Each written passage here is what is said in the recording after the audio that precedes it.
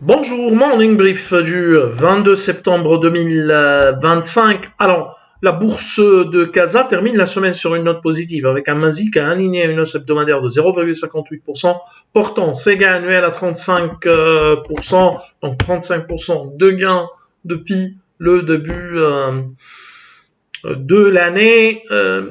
Pour ce qui est des principaux écarts de la semaine, a signalé la hausse de 10,8% pour la Société des boissons du Maroc, une de nos rares valeurs qui sont valeurs marocaines et qui offrent un potentiel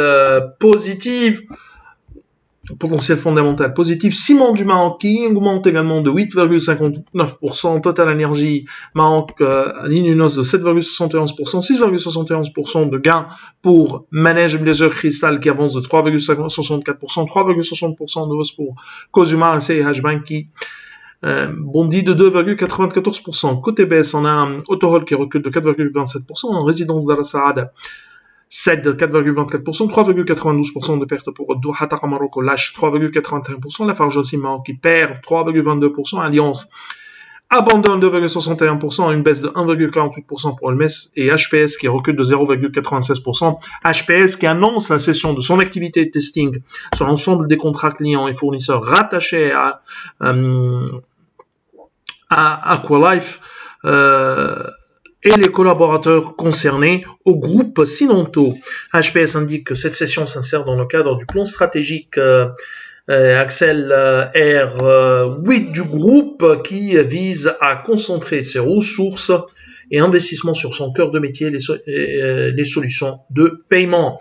HPS précise que les perspectives de croissance et de marge de l'activité testing étaient sensiblement inférieures à celles des autres activités du groupe. Selon nos calculs, le chiffre de l'activité testing serait autour de 33 millions de dirhams au 30 juin 2025. HPS n'a pas indiqué dans son communiqué le prix de cession de l'activité testing.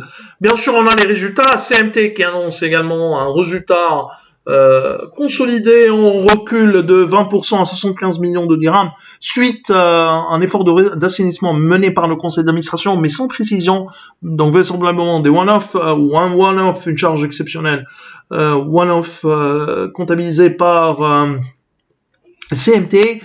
Ce qu'on pourrait dire, c'est que la marge opérationnelle s'est également améliorée de 58% contre 51% un an plus tôt.